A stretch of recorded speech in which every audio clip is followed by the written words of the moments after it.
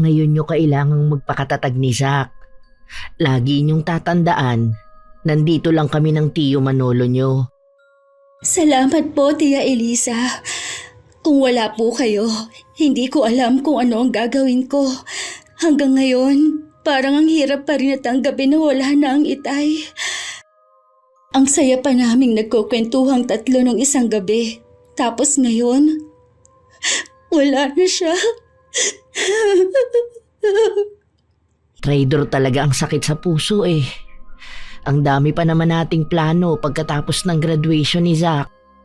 Hindi na niya nahintay ang pagtatapos ng kapatid ko. Excited pa naman siya na umakyat sa stage. Nasaan nga pala ang kapatid mo? Kanina ko pa siya hindi nakikita. Nagkukulong po siya sa kwarto. Alam niyo naman po yun. Ayaw na ipinapakita ang pag-iyak niya. Anumang oras kasi darating na ang taga-punerarya.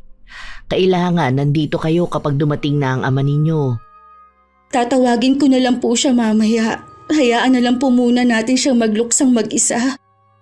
Sa inyong dalawa, si Zack ang pinakamahina ang loob. Mas sa kanya ako nag-aalala.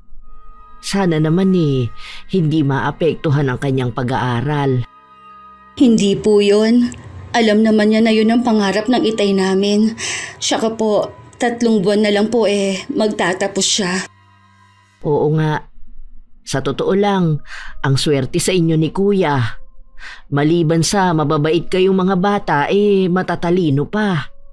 Tuwing nag-uusap nga kami, wala na siyang ginawa kundi ang ipagmalaki kayong magkapatid. Swerte din po kami sa pagkakaroon ng tatay na katulad niya. Buong buhay niya, inilaan na talaga niya sa amin. Bigla ko tuloy naalala ang nanay niyo. Mula noon, hindi na talaga siya nagpakita sa inyo. Baka po nasa ibang bansa na siya, kasama ang bago niyang asawa. Yung nakilala niya sa isang dating app. Paano kung bigla na lang siya magpakita sa inyo? Sa totoo lang po, hindi ko alam kung anong magiging reaksyon ko. Nung bata pa kami, lagi ko siyang hinihintay na dumating. Sino ba naman ang ayaw na buo ang pamilya?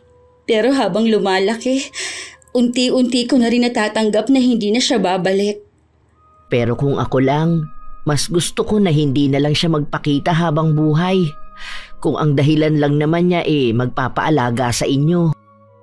Haya na po yata ang taga-punerarya. Ay, sila nang haiha. Tatawagin ko lang po si Zack. Walang tigil ang pag-iyak namin ni Zack habang inaayos ang kabaong ng tatay namin.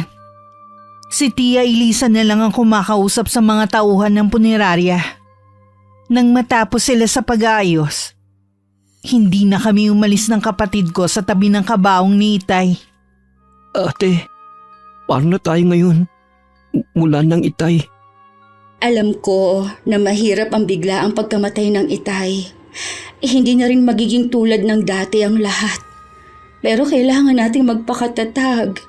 Ayaw ng Itay na makita tayong nahihirapan at nalulungkot sa pagkawala niya. Bakit kasi kailangan niya mawala kagad? Ilang beses ko na yang naitanong mula kanina. Pero sa huli, isa pa rin ang sagot na nakukuha ko. Hanggang doon na lang talaga ang buhay ng Itay. Lahat naman tayo doon papunta. Nauna lang siya sa atin. Araw-araw kong mamimiss ang Itay. Pangako ko sa kanya, magtatapos ako. Tutuparin kong lahat ng pangarap niya sa atin. Napakapayapa ng mukha ng Itay. Siguro, nararamdaman na rin niyang nalalapit niyang kamatayan. Ang dami niya kasing bilin sa akin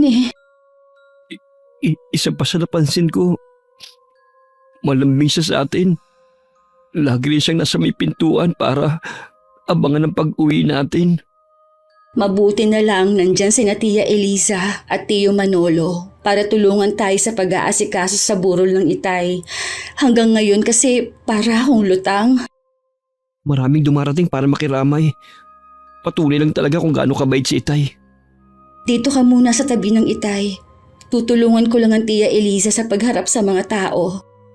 Lalo ko napatunayan kung gaano kabait ang Itay. Halos buong kabarangay namin ay naroon. At may iba pa na galing sa iba't ibang lugar. Bali 5 araw na ibuburo lang labi ng aking ama. Para maistima lahat ng mga bisita.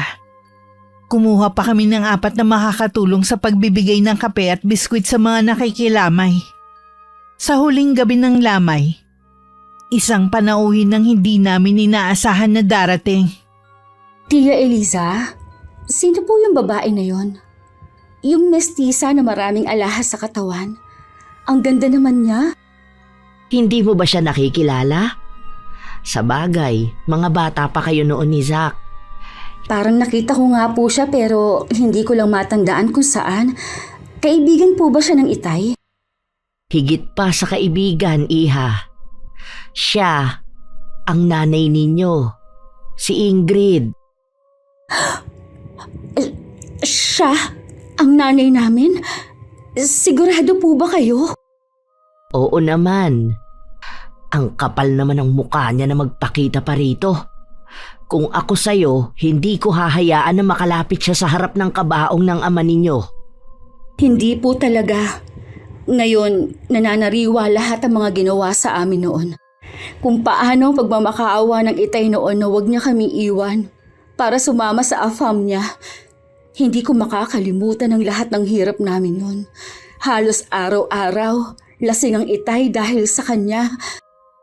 Kahit ilang taon na ang nakakalipas, hindi ko makakalimutan ang ginawa niya kay Kuya Frank.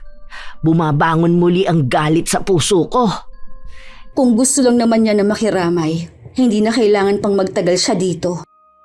Iba ang kutob ko, Iha, sa bigla niyang pagsulpot dito. Hindi ako naniniwala na gusto lang niyang makiramay.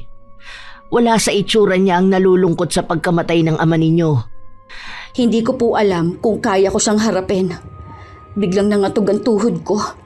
Baka kung ano lang ang masabi ko Lalo't ang dami kong tanong sa kanya. Hindi mo siya kailangang harapin.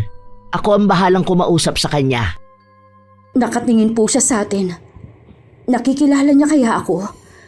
Maaaring hindi sa itsura, kundi sa lukso ng dugo. Kahit may edad na siya, maganda at mukha pa rin siyang bata. Sa kanya din lahat nakatuon ang mata ng mga tao. Iba talagang nagagawa ng salapi sa tao. Saka, noon pa man papansin na ang inay niyo Alam niyang burol ito, pero kung pumorma akala mo party ang pupuntahan. Hindi man lang niya iginalang ang Itay. Wala ka yatang aasahan na respeto dyan sa nanay mo. Huwag kang aalis dito ha. Kakausapin ko lang siya. Hindi ko nahihintayin na siya ang maunang lumapit. Paaalisin ko na rin siya. Hindi ko inaalis ang paningin ko sa tiyahin ko. Hanggang makalapit siya sa aking ina. Nag-usap sila sandali bago nagpatiunang humakbang ng tiyahin ko. Sandali pa akong sinulyapan ng inay bago siya sumunod. Bakit bumalik ka pa rito? Tinaon mo pa talaga sa burol ni Kuya Frank. Asawa pa rin ako ni Frank. May karapatan pa rin akong pumunta rito. Yung dalagang katabi mo kanina. Siya na ba si Micah? Oo, siya na nga. Mas kamukha siya ng ama niya. Nakuha niya rin pati ang pagiging kayumanggi. Pagkatapos ng ilang taon, yan lang ba ang sasabihin mo? Ni hindi ka man lang nakikitaan ng pagkasabik sa mga anak mo? Tingin ko naman naging maayos ang buhay nila. Sa tingin ko mas naging maayos ang buhay mo. Mula ulo hanggang sa suot mong sandals, lahat mamahalin. Kaya nga tinakasan ko ang buhay ko noon Dahil ayokong habang buhay na maging mahirap. Hindi lang naman ang mahirap na buhay ang tinakasan mo pati na ang responsibilidad mo sa mga anak mo. Matagal nang tapos yun. Hindi naman napariwara ang mga anak ko Alam ko rin kasi na hindi sila pababayaan ni Frank. Sa tingin ko hindi ka narito para kay Kuya Frank at sa mga anak nyo. Ano ba talaga ang sadya mo? Tutal naman tinatanong mo na. Ang kailangan ko talaga ang mamanahin ko kay Frank. Kahit bali-baliktarin mo man ang sitwasyon, asawa pa rin niya ako. May karapatan ako sa maiiwan na ari-arian ng asawa ko. Anong mana ang sinasabi mo? Mula noon, wala ka na talagang kahihiyan. Hindi mo na iginalang ang lamay ni Kuya Frank. Paanong hindi ko na ginalang? Wala naman akong ginagawa ah. Tahimik lang naman ako sa isang tabi. Tapos bigla mo na lang ako nilapitan. Ang mabuti pa, umalis ka na lang. Hindi ka namin kailangan dito. Wala kang karapatan na paalisin ako rito. Asawa ko. At ikaw, pinsan ka lang ni Frank. Kung manggugulo ka lang sa katahimikan ng magkapatid, hindi kami papayag. Poprotektahan namin sila sa abot ng makakaya namin. Hindi ako manggugulo kung ibibigay nyo lang ang hinihingi ko. Nakita mo naman siguro kung gaano kasimple ang buhay ng mag-aama. Mula nang magkasakit si Kuya Frank, si Micah na ang umako sa gastusin at pagpapaaral sa kapatid niya. Anong ari-arian ang tinutukoy mo? Ito bang bahay na ito? Para sabihin ko sa'yo, umuupa lang sila dyan. Asawa ko ang may-ari dito. Hindi yan na tinutukoy ko. Kundi ang lupang minana niya sa kanyang yumaong ama. Anong lupa ang sinasabi mo? Alam mo ang tinutukoy ko. May karapatan ako sa lupang yon. At kukunin ko ang parte ko. Wala makakapigil sa akin. Bumalik din naman agad si Tia Elisa pero hindi na niya kasama ang inay. Niyaya ko ng tiyahin ko sa kwarto. Nagbilin lang ako kay Zack na maiwan sa tabi ng kabaong ni Itay. Siya po ba talagang nanay namin? Wala na ngang iba.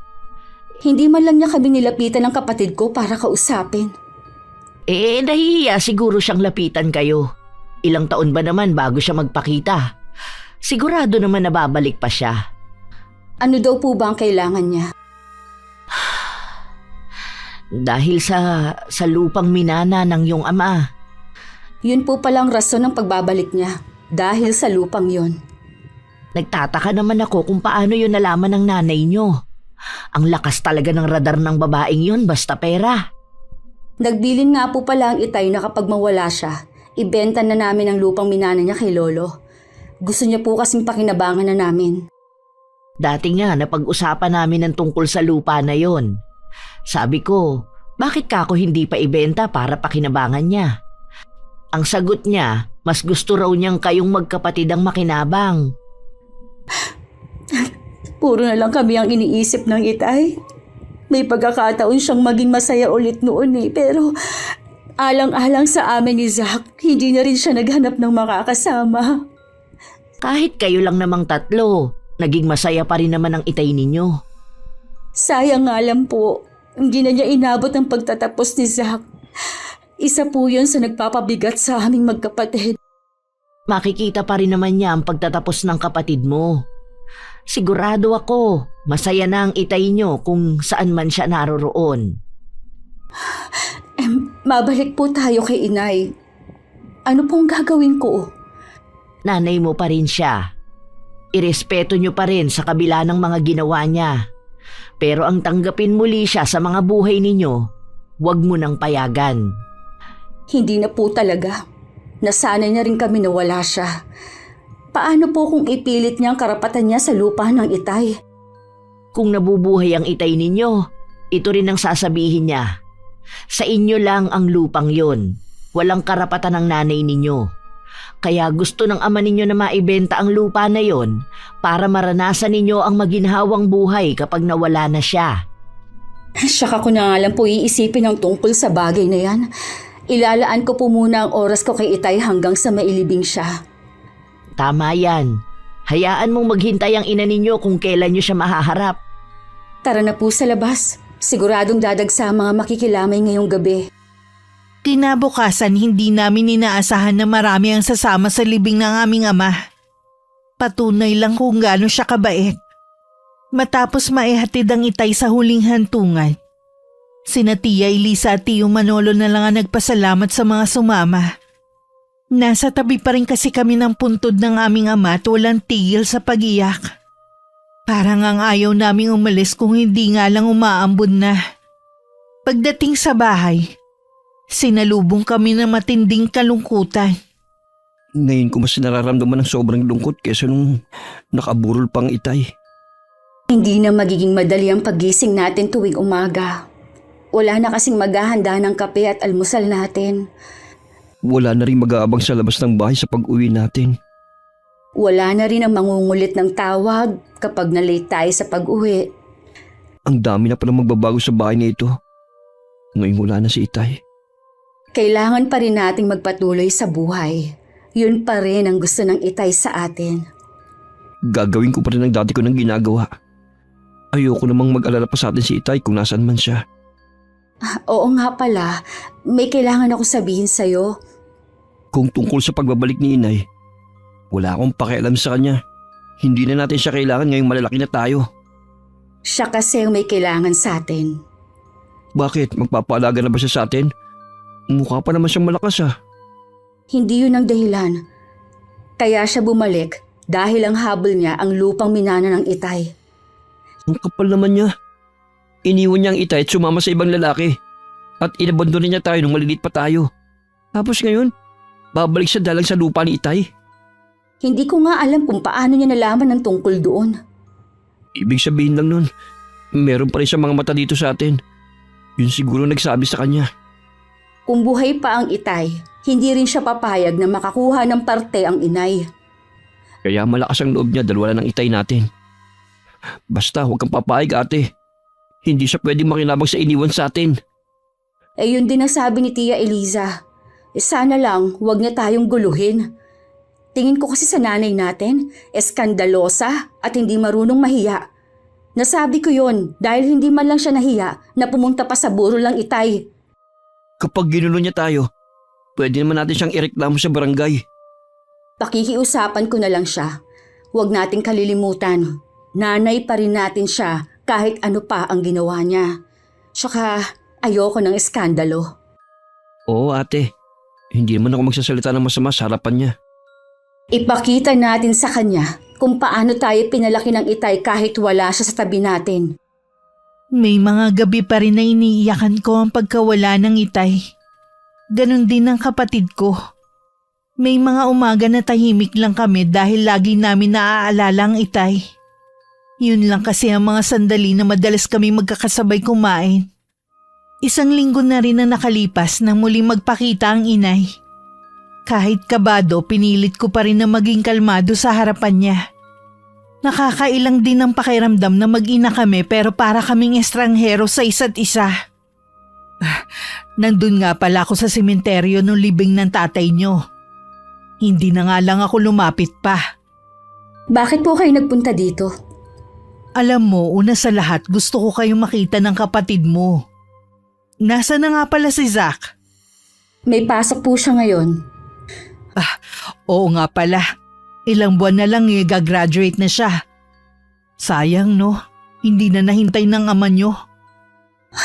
Oo nga po, pero kailangan na rin po naming tanggapin na hanggang doon na lang po talaga ang Itay. Alam mo sa nakikita ko sa'yo malakas ang loob mo. Mula po mga bata kami ni Zach, marami pong itinuro sa amin ng Itay. Isa na po doon kung paano maging matapang para harapin ang mga pagsubok.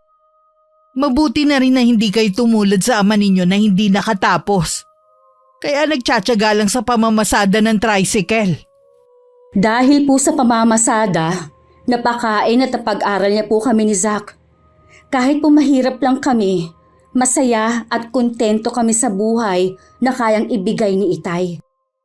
Alam ko naman na masama ang loob niyo sa akin nang iwan ko kayo Pero sana maunawaan ninyo ko. Hindi ko na talaga kinaya ang hirap ng buhay noon.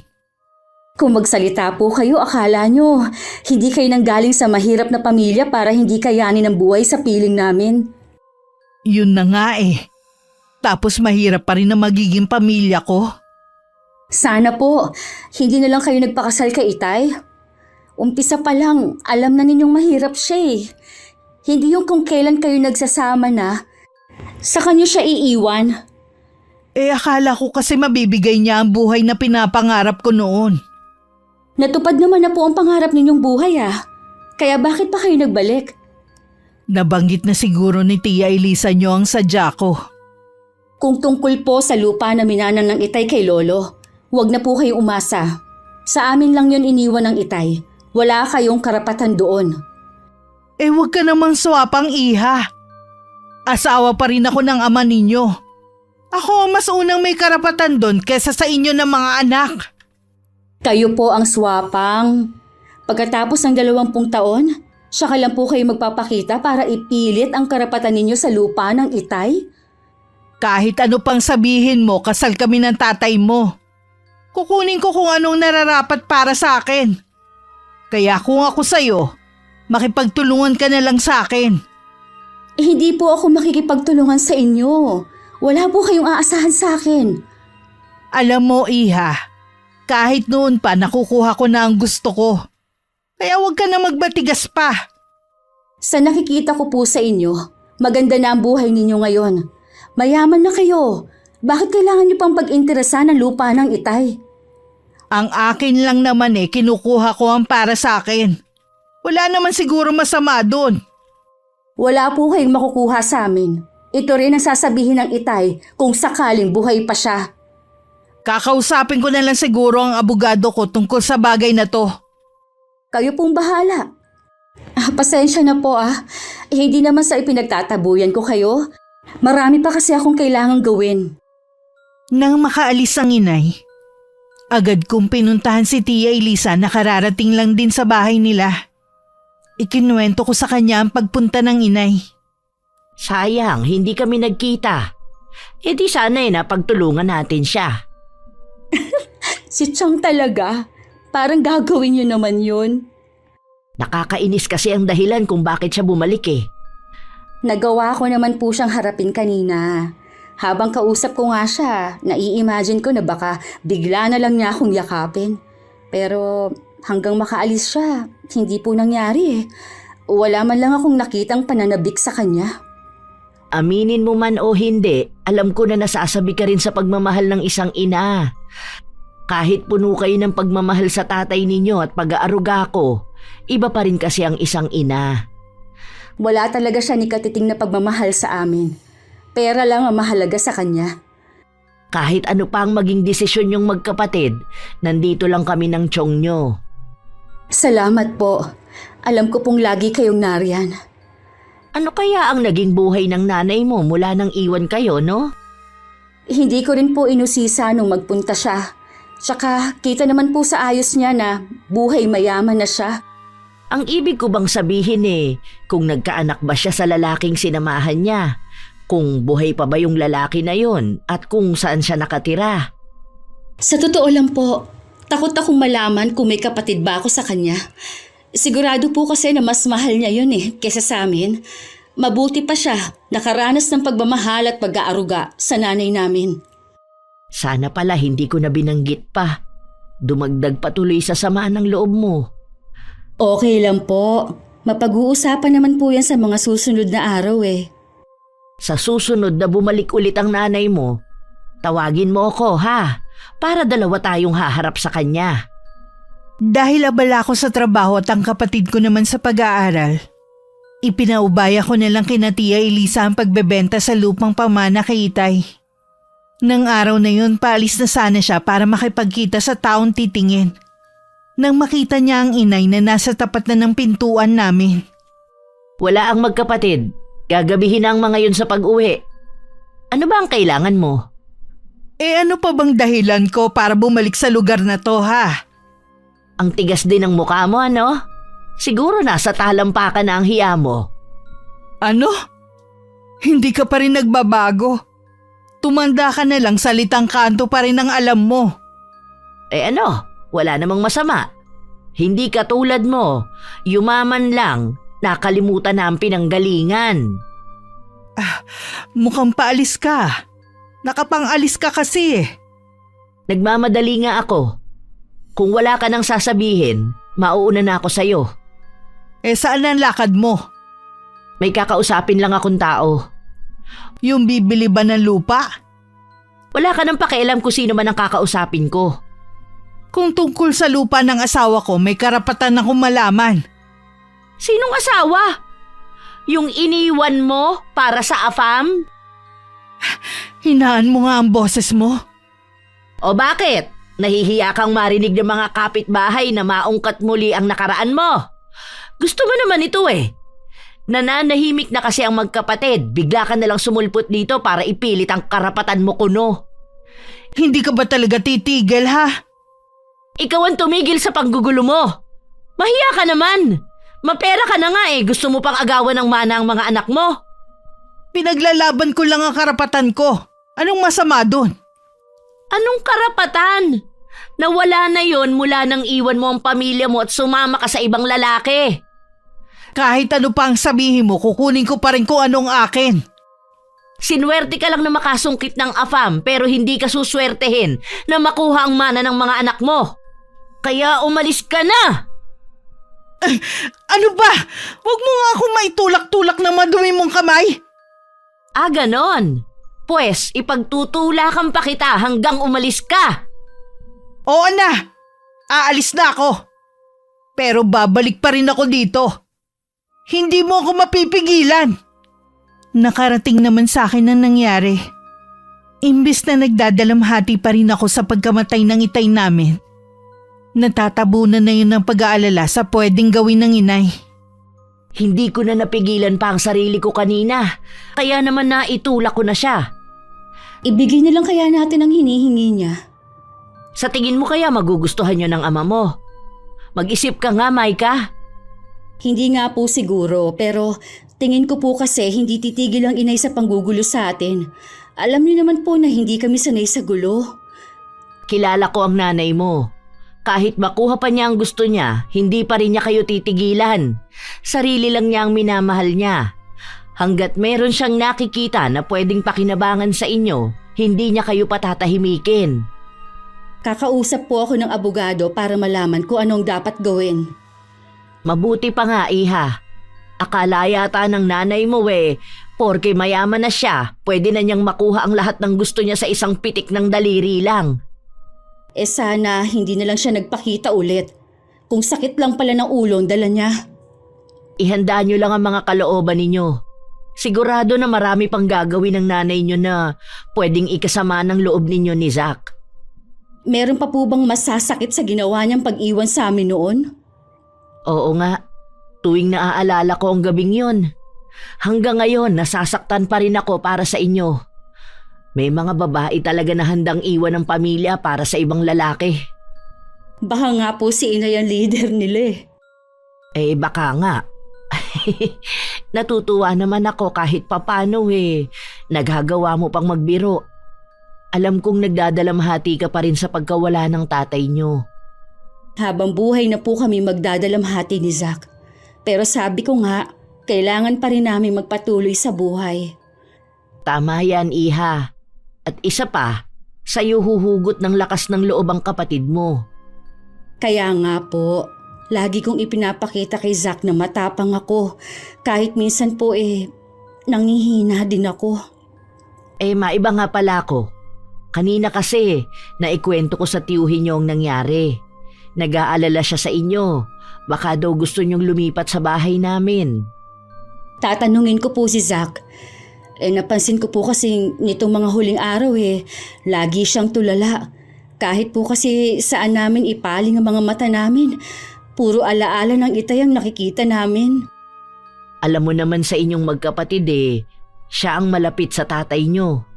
Wala pa kasi siyang 1 taon noon nang iwan kayo ng nanay niyo. Kaya nga po naisip ko na baka makakabuti sa kanya kung lilipat muna kami ng tirahan. Sabihan niyo lang ako kung ano ang desisyon ninyo. Para na namin kayong mga anak. Pagdating po ni Zach mamaya, kakausapin ko agad siya. Maliban sa gabi na nakainom pa si Zach nang dumating na labis kong ipinagtataka. Hindi kasi umiinom ang kapatid ko. Dahil doon bigla ako nakaramdam ng galit. Nasermonan ko tuloy ng wala sa oras. Kailan ka pa natutong uminom, ha? Pasensya ka na ate. Napasubo lang ako sa barkada Huwag ka nang sasama sa mga kaibigan mo na yon kung pag-iinom lang din ang ituturo sa'yo.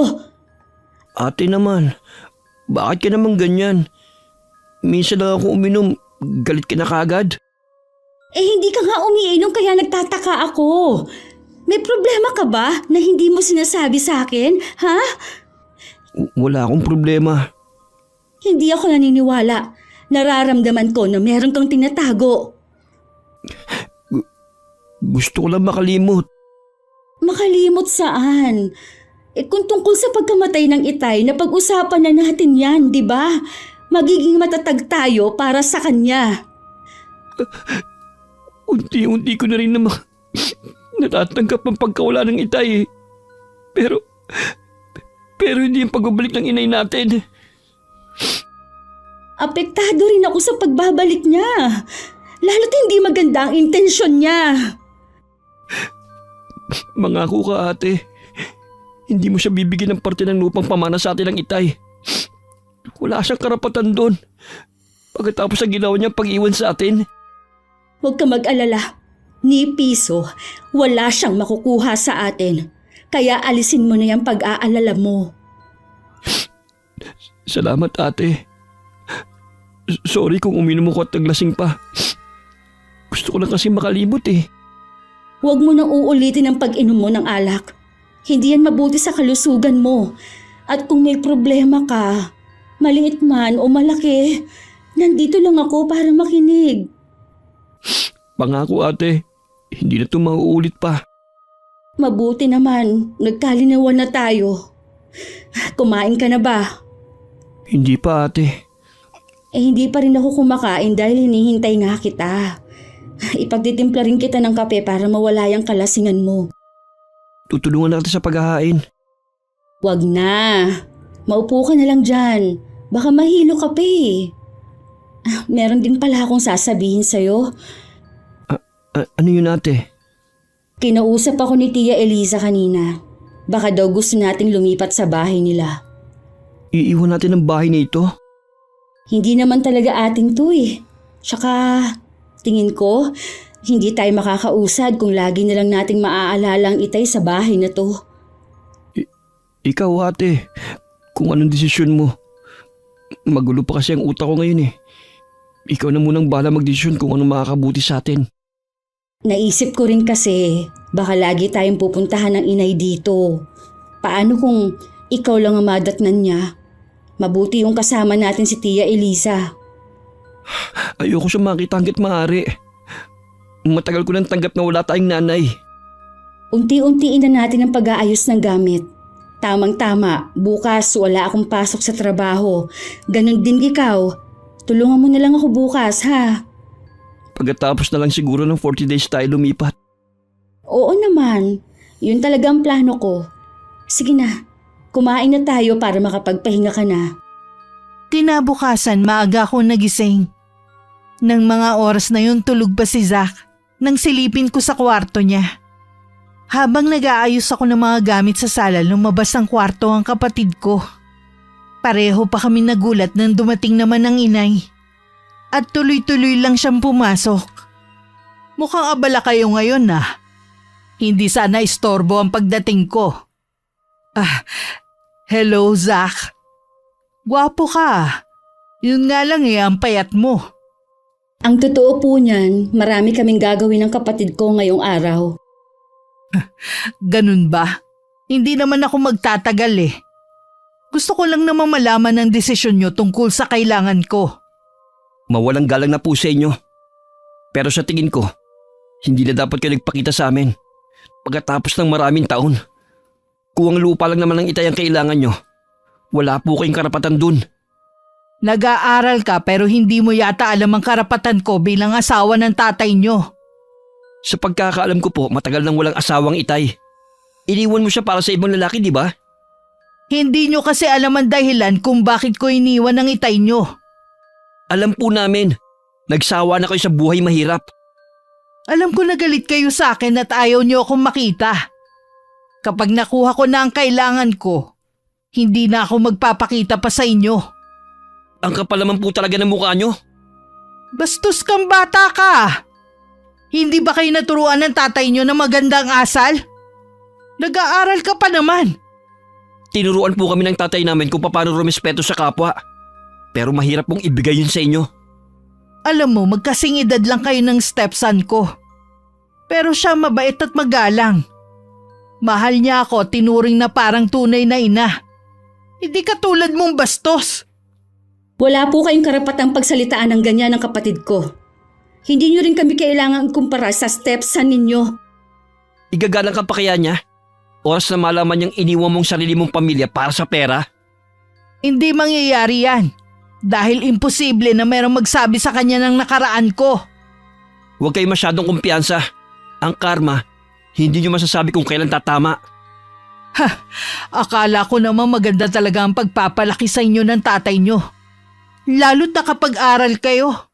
Nagkamali lang pala ako. Huwag niyo na pong babangitin ng itay kung hindi rin lang naman magandang sasabihin niyo. Matuto po kayong rumespeto kahit wala na si itay. Maika, pagsabihan mo tong kapatid mo ha.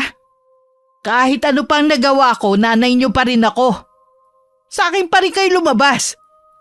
Kaya ngayon wala nang tatay nyo, sa akin na kayo makikinig. Sa tingin niyo po kaya basta na lang kami susunod sa inyo pagkatapos ng ilang taon ninyong pagkawala? May sarili na po kaming pag-iisip. Kanino nyo ba gustong sumunod ha? Sa mag-asawang Elisa at Manolo? Sila po ang naging karamay ng itay nung panahong iniwan niyo siya. Ngayon naman po, kami ang dinadamayan nila. Wala po akong nakikitang masama kung sa kanila man kami susunod at makikinig. Kaya siguro kayo ganyan eh. Dahil nasusulsulan kayo ng dalawang yon. Itong tandaan nyo ha. Hindi ako papayag na sila ang makinabang sa naiwang ari-arian ng ama nyo. Naghihirap na po ba kayo? Ha? Bakit mo naman naitanong yan? Nagtataka lang po kasi kami kung ba't ganun nyo na lang habulin ang lupang minana ni itay. Kapiraso lang po yun, kumpara sa yaman nyo ngayon. Hindi pa ba malinaw? Asawa ako ng tatay ninyo. Kaya may karapatan ako. Sana po nung nagkapera kayo, nag-aral din kayo. Para alam nyo yung sinasabi nyong karapatan. Iniinsulto mo ba ako ha? Wala po kayong karapatan sa lupa ng itay. Hindi po yun conjugal property. Pamana yun sa kanya ng kanyang ama. Kahit kasal pa kayo, wala po kayong karapatan doon. Hindi totoo yan! Kung gusto niyo po magtanong kayo sa abogado para malinawan kayo. Huwag mo akong turuan kung anong dapat kong gawin. Ngayong alam nyo na, huwag na kayong bumalik pa kahit na kailan. Akala nyo ba gusto ko kayo makita? Kung pwede lang sana na hindi na lang kayo ipinanganak eh. Buhay na alaala kayo kung paano ako naghirap nun. Parang patalim na sumaksak sa mga puso namin ng kapatid ko ang mga binitiwang salita ng inay. Mula nun madalas ko nang makitang tulala si Zach. At minsan umiiyak sa gabi. Alam ko masyadong dinamdam ng kapatid ko ang mga sinabi ng inay. Kawawa naman ang kapatid mo. Mababaw kasi ang luha ng kapatid mo, parang tatay mo eh. Kahit po ako sobrang nasaktan sa mga sinabi ng inay eh. May ganun palang magulang. Sa halip na magpakumbaba, siya pa ang galit at masakit magbitaw ng salita. Pasensya na kayo kung wala ako nung mga oras na yon. Hindi ko kayo naipagtanggol sa nanay nyo. Okay lang po, Chang. Hindi naman po kasi sa lahat ng oras eh, nandyan kayo. Kailangan din namin tumayo sa sariling paa. Sa Sabado na pala ang ika-40 araw ng kamatayan ng ama ninyo. Ako na lang ang bahala na manguna sa padasal. Pagkatapos nun, pwede na kayong lumipat dito. Pumayag ba si Zach na dito na kayo titira? Opo, ipinaubaya na po niya sa akin ang pagdedesisyon.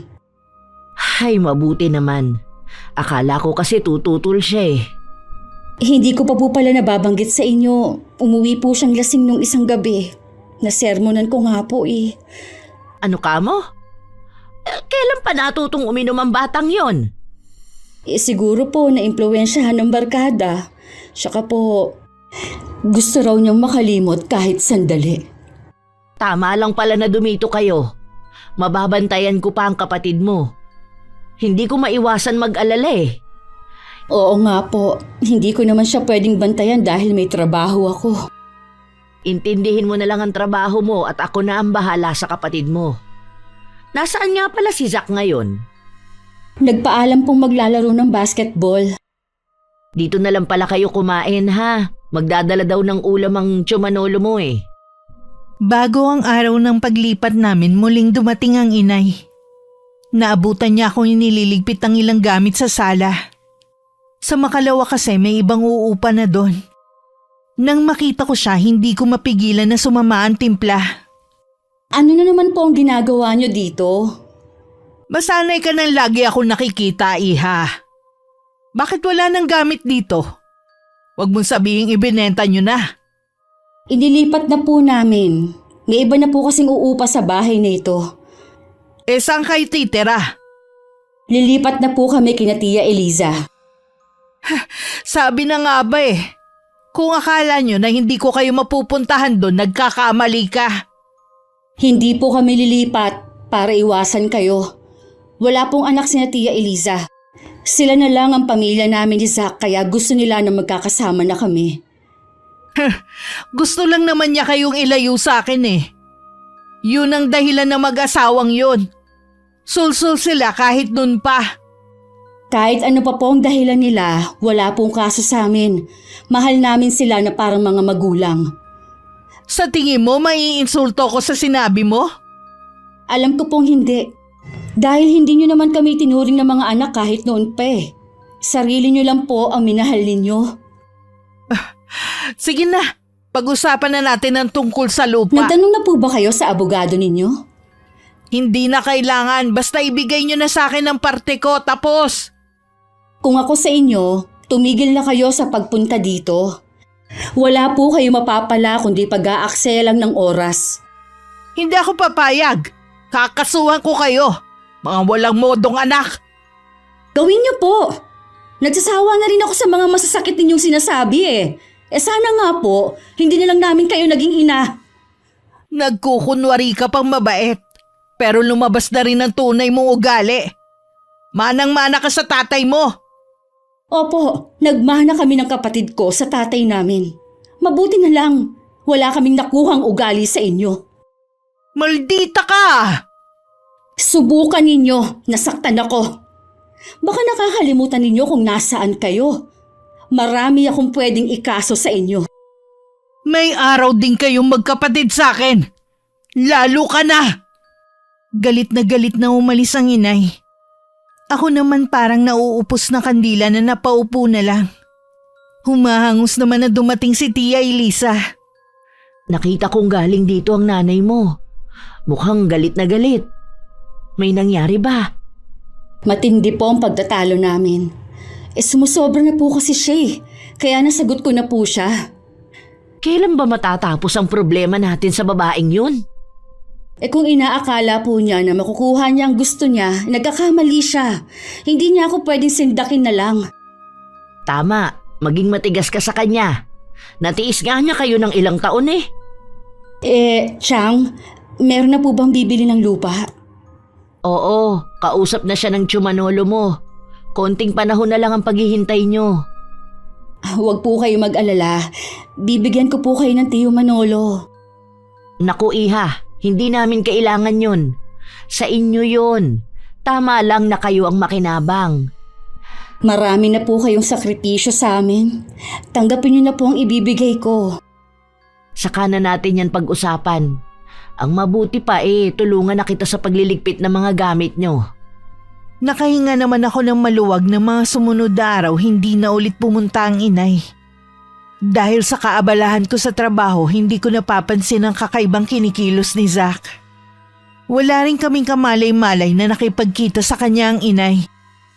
Tay, bakit nyo kami iniwan kaagad?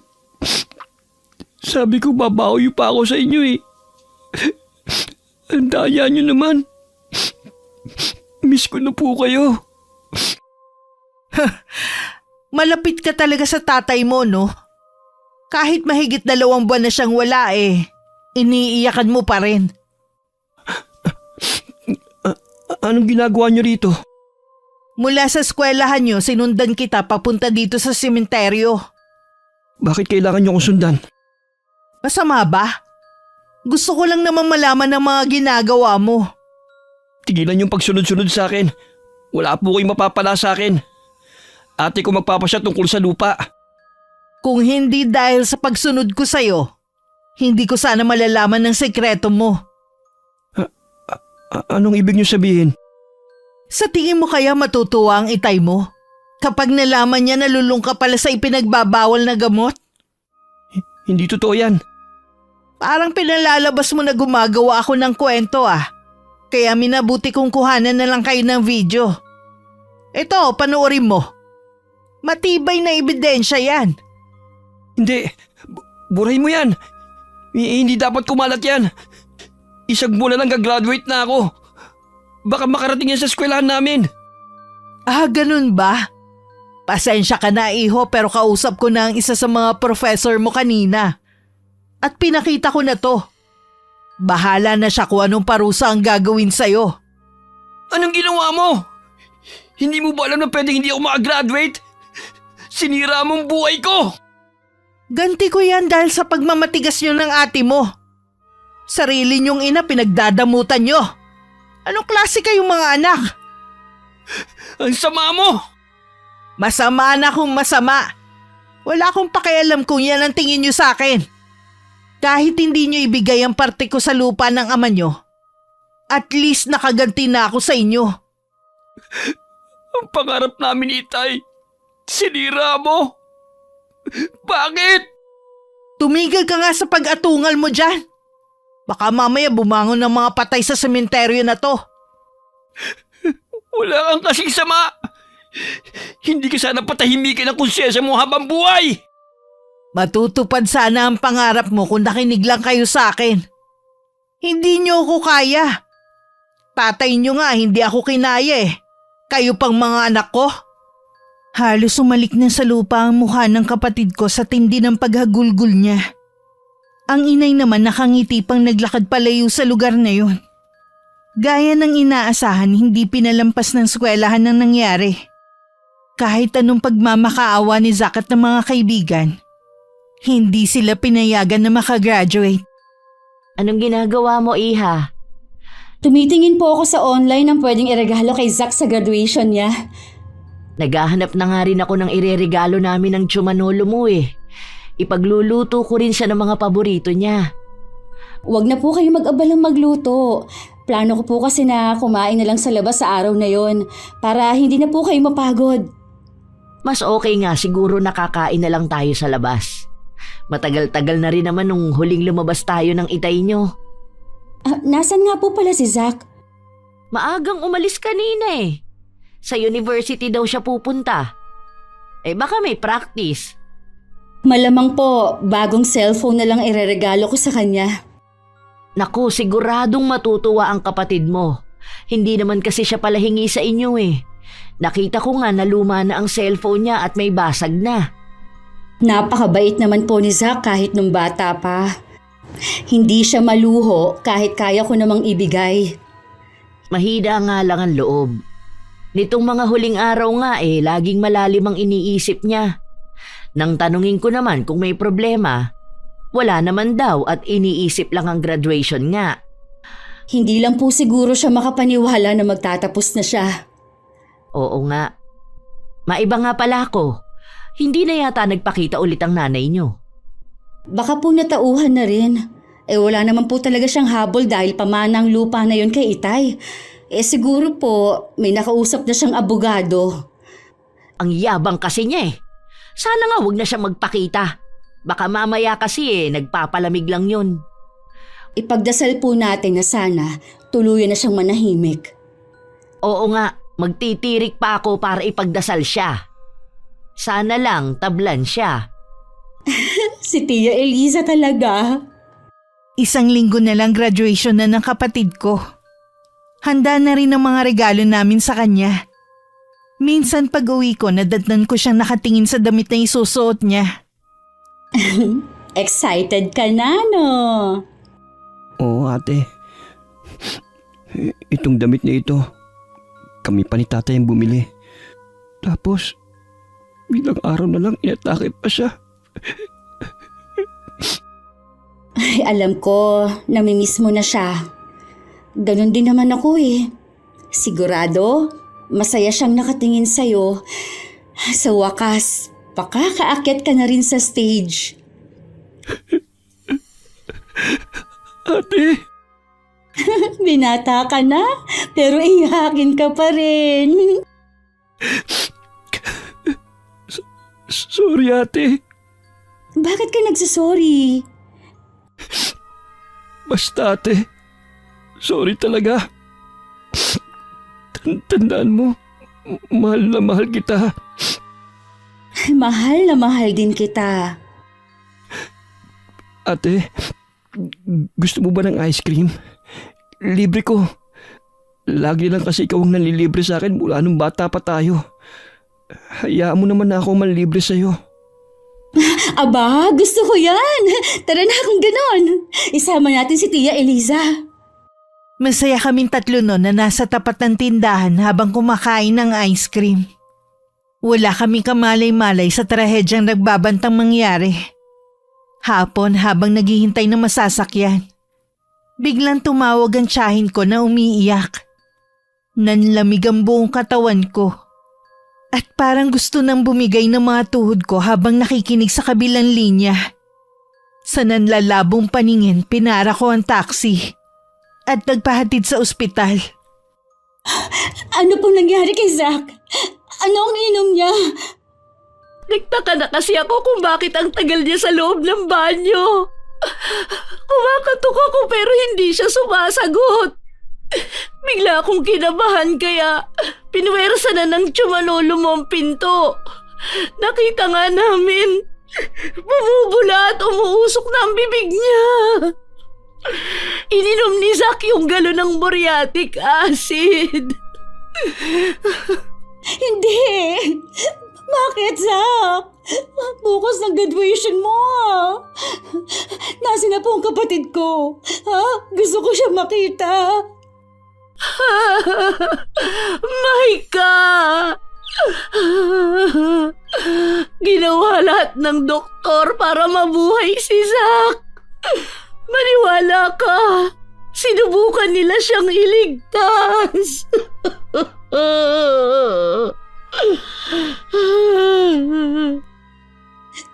Tia Eliza, nasaan si Zach? Nasa higaan siya. Kakalabas lang ng doktor at nurse.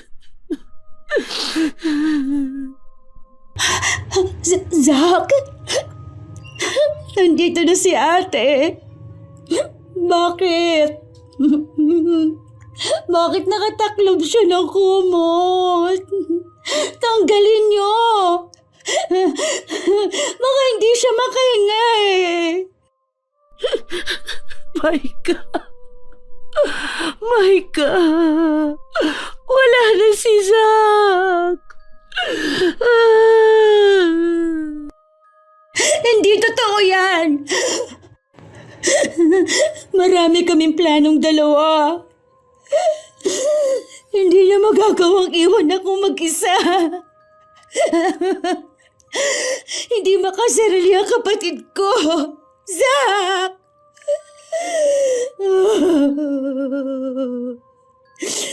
Mulat pa naman ang mata mo. Bukas ng graduation mo eh. Zach naman eh. Sinabi lang gumising ka na. Maika. Hindi na siya gigising. Iniwan na niya tayo.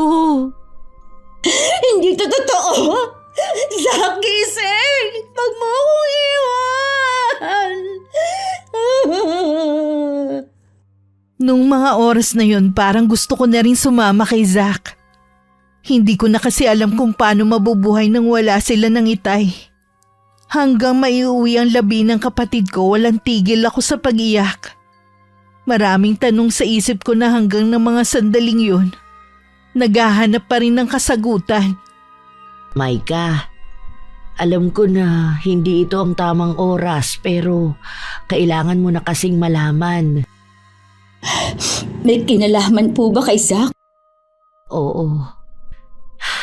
Nakausap ko mismo ang isa sa mga propesor ni Zach. Hindi pala siya makakagraduate. Baka yun ang dahilan kung bakit siya nagpakamatay. Ano ang rason para hindi makagraduate ang kapatid ko? Okay naman po ang grades niya. May nagsumbong daw na gumagamit sila ng ipinagbabawal na gamot ng mga kaibigan niya. Pero sabi ng 3 niyang kasama, hindi daw dapat kasama si Zack dahil noon lang daw tumikim ng gano'n ang kapatid mo. Nadala lang daw ng panunukso nila. Pero kahit kailan daw hindi siya gumamit. Sino ang nag-report sa kanila? Hindi ko alam, Iha. Wala din silang alam. Mabait ang kapatid ko. Siguro nagawa lang niya yon dahil sa pagdadalamhati ng pagkamatay ng itay. Yun nga ang sabi ng mga kaibigan niya. Sinisisi rin nila ang mga sarili sa nangyari kay Zack. Kung sino man ang nagsumbong, siya ang may kasalanan sa pagkamatay ng kapatid ko. Gusto ko rin sisihin ang sarili ko. Ako ang laging kasama ng kapatid mo. Pero wala man lang akong napansin na kakaiba sa ikinikilos niya. Bakit, Zack? Hindi ba sabi ko, nandito lang ako kapag may problema ka? Hindi naman ako magagalit eh. 2 na nga lang tayo, iniwan mo pa ako. Hindi totoo ang sinasabi mo na mahal mo ko kasi iniwan mo ko eh. Pagkatapos ng libing ng kapatid mo, aalamin natin kung sino ang nagsumbong na yon. Kahit pa na malaman natin, hindi na rin maibabalik ang buhay ni Zack. Gusto ko lang din malaman kung may galit ba siya sa kapatid mo o kung ano ang motibo niya. Bahala na po kayo, Tia Elisa. Wala na akong lakas para alamin pa po ang tungkol sa bagay na yan. Magpahinga ka muna, Iha.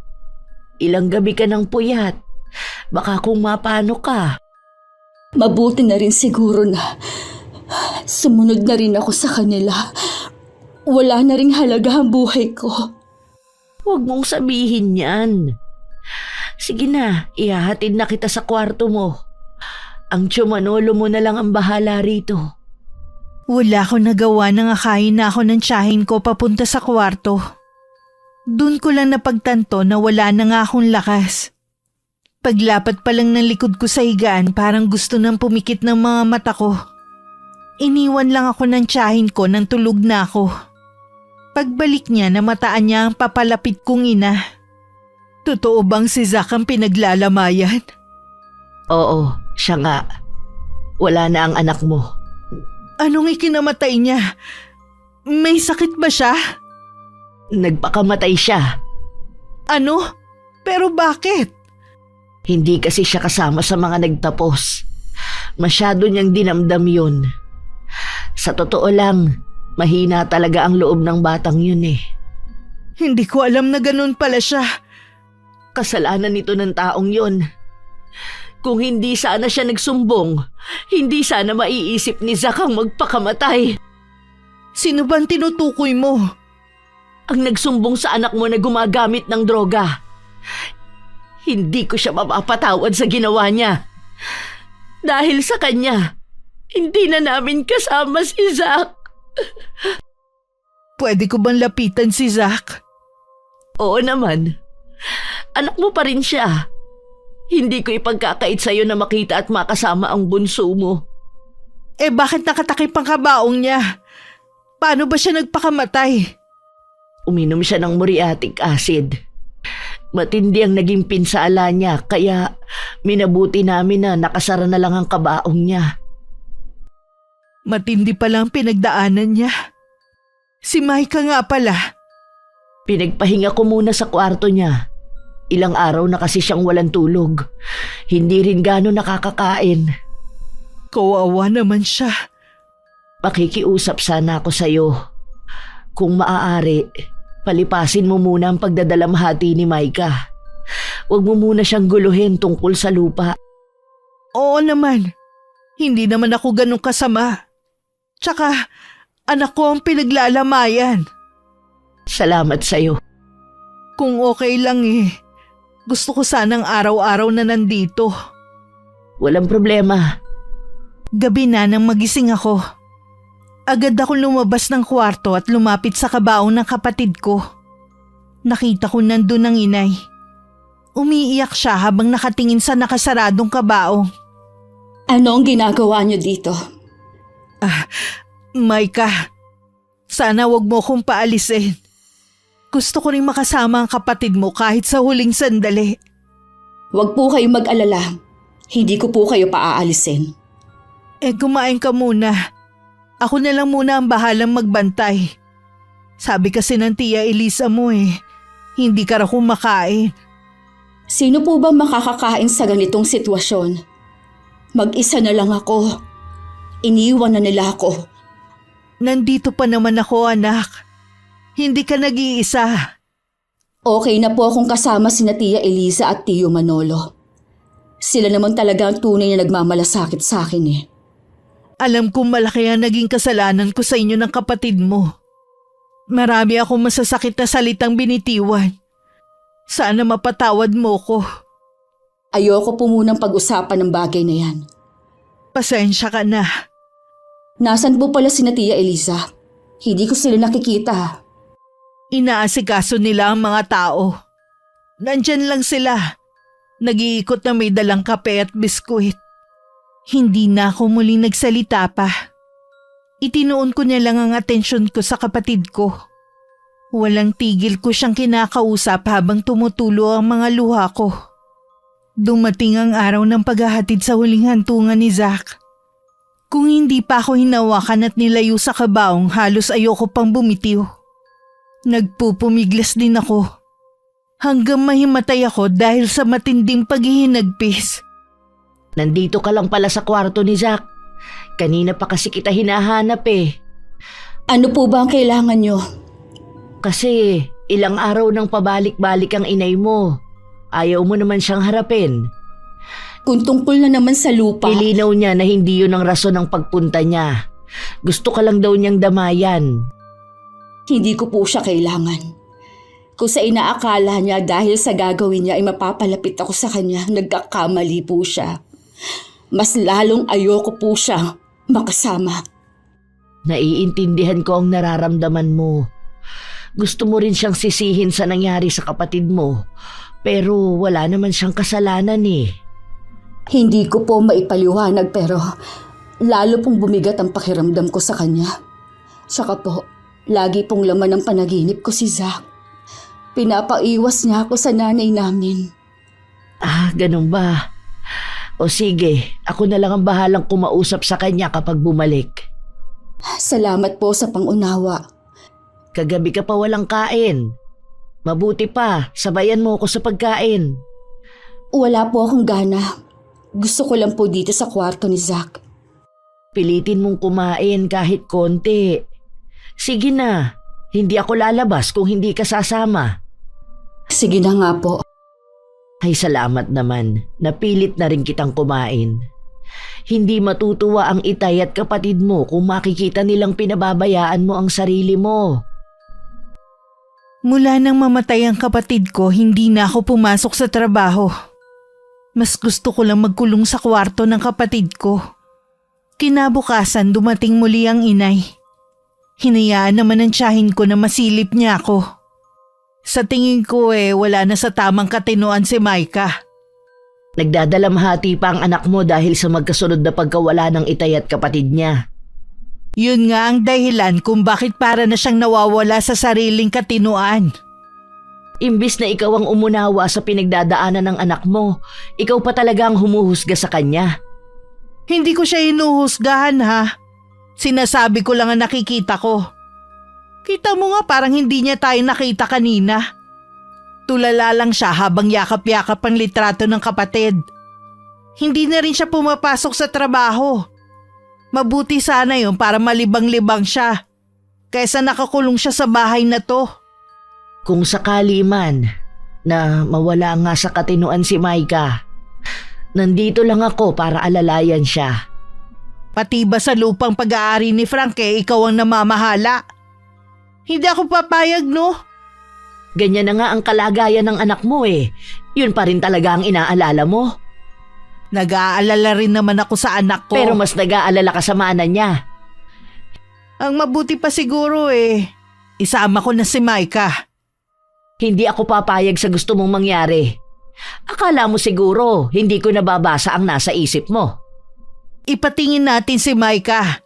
At kapag sinabi ng doktor na nawawala siya sa katinuan, wala kang magagawa kundi ibigay siya sa akin. Ano ba ang tingin mo sa anak mo? Bagay lang na pwedeng kunin? Hayaan natin si Micah na magdesisyon kung kanino siya sasama. Hindi na nga niya kayang magdesisyon para sa sarili niya eh. Ikaw lang naman kasi ang nagpupumilit na nasisiraan na siya ng bait. Sa kung totoo naman na... Mabuti pa umalis ka na sa pamamahay ko. Baka kasi kung ano lang ang magawa ko sa'yo. Hindi mo ko habang buhay na may tataboy. Babalik ako sa ibang araw. Magdadala ako ng doktor para mapatunayan na baliw na nga si Micah. Naiiling na lang si Tia Elisa habang tinatanaw ang papalayo kong ina. Masinsinan naman akong kinausap ng tiyahin ko. Kung hindi mo aayusin yung sarili mo, malamang mapagkamalang ka nang nawawala sa katinuan gaya ng gustong palabasin ng inay mo. Bakit po ba pati pagluluksa ko pinapakialaman niya? Paano kasi? Naghahabol pa rin siya sa lupa ng itay mo. Lalong maghahabol yon oras na malaman niya na naibenta na. Kapag pumunta po siya dito, paalisin niyo na lang. Ayoko siyang makita kahit kailan. Naku, hindi na talaga. Naiinis na naman kasi ako sa kanya eh. Akala ko naman nagbago na, hindi pa pala. Pakunwari lang pala yung bait-baita niya sa'yo. Sa panaginip ko po, may sinasabi si Zack habang umiiyak. Hindi ko naman po maintindihan. Panaginip lang yon, iha. Lagi mo kasing iniisip si Zack, kaya pati sa panaginip nadadala mo. Baka nga po. Ang mabuti pa dun ka muna sa upuan. Aayusin ko lang itong higaan. Malinisan na rin ang kwarto niya. Ilalabas ko na rin itong kumot at sapin. Meron pong papel na nahulog. Ha? Baka nakaipit ito sa kama. Parang sulat ah. Oh, sulat nga. Nakapangalan sa'yo. Akin na po at babasahin ko. Baka sulat po ni Zack bago siya magpakamatay. Nanginginig ang kamay na inabot ko ang sulat at saka binasa. Hilam na sa luha ang mga mata ko nang ibigay ko ang sulat kay Tia Elisa. Kahit ang tiyahin ko hindi makapaniwala sa nilalaman ng sulat galing sa kapatid ko. Diyos ko! Totoo ba ito? Siyang nagsumbong kay Zack.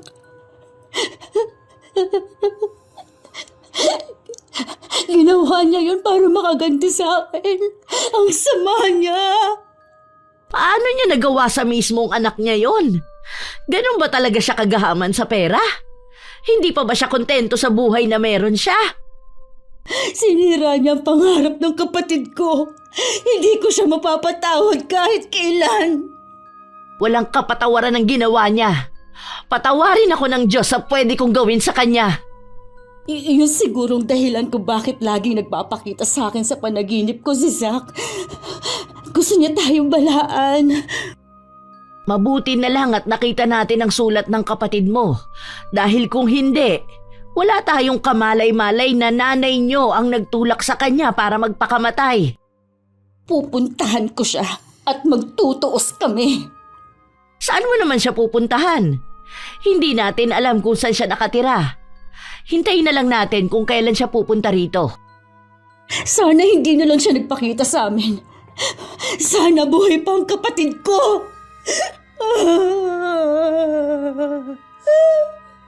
Kung ano ang nararamdaman mo, ganun din ako. Gusto kong gumanti sa kanya. Pahirapan siya. Kailangan siyang magbayad. Dapat siyang makulong. Hindi natin maaasahan ang batas dito sa atin. Maliban pa sa mapera siya. Sa ibang paraan natin siya pagbabayarin. Pangako yan! Kinabukasan maaga pa lang nasa bahay na namin ng inay. Malaki ang pagkakangiti niya habang seryoso naman kami ni Tia Elisa. Mabuti naman lumabas ka na anak sa kwarto. Halika, sumama ka sa akin. May pupuntahan tayo. Huwag mo akong matawag-tawag na anak. Wala akong inang kriminal. Ano ka mo? Kriminal ako? Talaga nga wala ka na sa tamang pag-iisip. Alam na namin na ikaw ang nagsumbong kay Zack. Paano mo nagawa yun sa sarili mong anak, ha? Wala akong alam sa mga sinasabi niyo. Ayan ang sulat ni Zack bago siya nagpakamatay. Lahat ng ginawa mo nakalagay dyan. Hindi ko alam to. Baka gawa-gawa lang niya yan. Nasa kabilang buhay na ang anak mo, pero nagagawa mo pa rin siyang gawa ng kasinungalingan. Maniwala kayo, hindi ko talaga alam yan. Ang dapat sa'yo, maparusahan. Yun lang ang paraan para mapagbayaran ang mga kasalanan mo. Ano ang gagawin nyo? Ipapakulong ako? Nagpapatawa ba kayong magtiya? Higit pa roon ang gagawin ko sa'yo. Mas matinding paghihirap ang dadanasin mo. Huwag mo akong takutin. Marami akong pera. At kaya kong bayaran ng kahit na sino. Tingnan natin. Hindi mo pa ako lubusan nakilala. Diyan na nga kayo. Nag-aksaya pa ako ng pagpunta rito. Kahit saan ka pa magtago, hindi mo matatakasan ang parusa ko sa'yo. Muli ako napaiyak nang makaalis ang inay. Naalala ko na naman kasi ang pagkamatay ng kapatid ko. Tuwing naiisip ko ang itsura niya, nakakapag-isip ako ng hindi maganda. Pero lagi kong tinatawag ang Panginoon para malinawan ang pag-iisip ko. Nung gabi na natili pa rin gising si Tia Elisa. Lingid sa akin plano niyang barangin ng inay. Yun lang ang naiisip niyang paraan para mabigyan ng hustisya ang pagkamatay ng kapatid ko. Patawarin niyo ko, Panginoon. Kung babaliin ko ang pangako ko noon na hindi na muling gagamit ng karunungang itim. Binabalot ng matinding galit ang puso ko dahil sa nangyari sa pamangkin ko. Ngayon pa lang po, tinatanggap ko na ang parusa ninyo sa akin. Pagkatapos ikumpisa lang lahat ng kanyang mga kasalanan, inumpisahan na ni Tia Elisa ang orasyon. Isa yun sa mababagsik na sumpa na kahit magaling na albularyo hindi kayang pagalingin ng biktima. Nang mga oras na yun nagising naman ang inay. Nakakaramdam kasi siya ng hirap sa paghinga.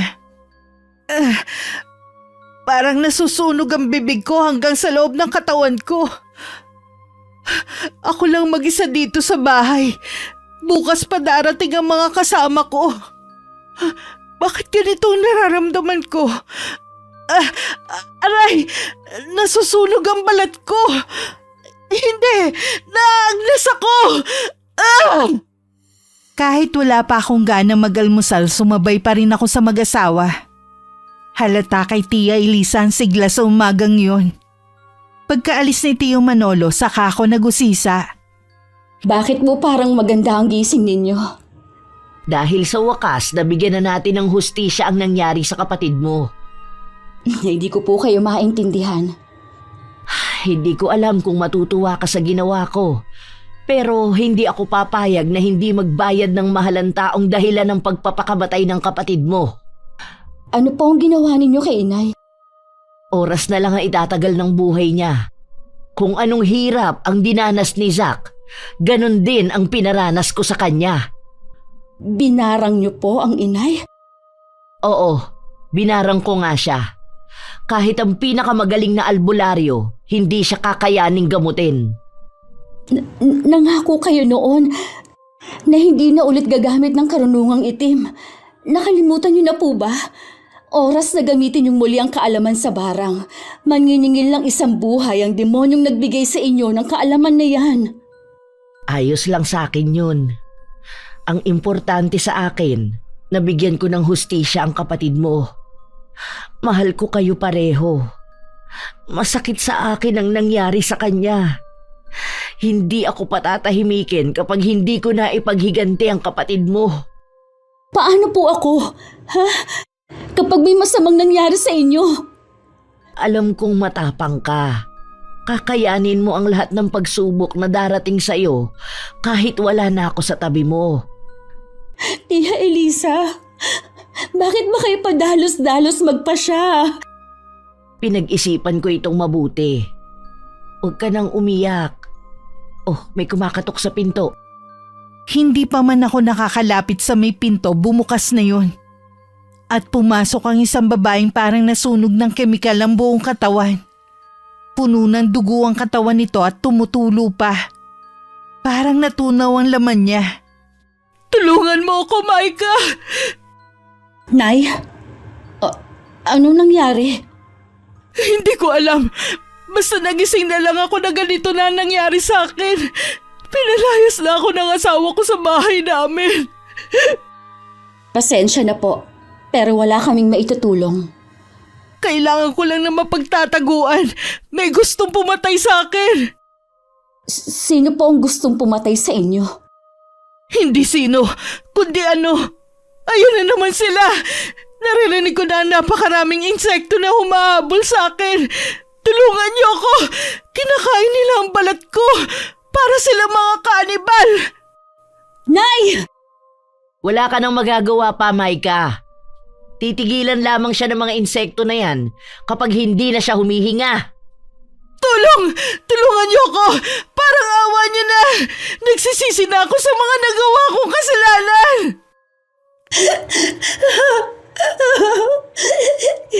Inay! Sana hindi ka nalang nagbalik sa lugar na ito. Yan ang kabayaran mo sa mga nagawa mong kasalanan. Sa pagiging gahaman mo. Pati anak mo ipinahamak mo dahil sa kapiraso ng lupa na gusto mong angkinin. Lumipad lang palayo ang mga insekto nang wala ng buhay ang inay. Sa kabila ng ginawa niya, hindi ko pa rin maiwasan na maiyak sa awa. Ako pa rin naman na naglibing sa katawan niya. Hindi ko alam kung bakit sa tabi ng puntod ng itay at kapatid mo inihimlay ang labi ng nanay mo. Siguro po para kahit sa kabilang buhay, magkakasama pa rin silang tatlo. Hindi ko alam kung gusto ba yun ng itay at ng kapatid mo. Hindi ko pa rin napapatawad ang inay pero sana balang araw, mahanap ko pa rin ang kapatawaran para sa kanya. Ako ba? Napatawad mo na. Matagal na po. Hindi ko naman po kayo masisi kung bakit ninyo ginawa ang bagay na yun eh. Alam ko po dahil sa pagmamahal ninyo sa amin ni Zack, lahat kaya ninyong gawin. Salamat, Iha. Nadala lang kasi ako ng matinding galit. Tayo na po umuwi. Malapit na po kasing gumabi. Sa bahay na lang po tayo magkwentuhan. Inakbayan ko pa si Tia Elisa habang naglalakad kami paalis sa sementeryo. Hindi ko alam kung anong bukas na naghihintay sa akin. Ipinaubaya ko na lang sa Panginoon ang lahat. May tiwala naman ako sa kanyang plano kesa sa sarili kong plano. Wakas.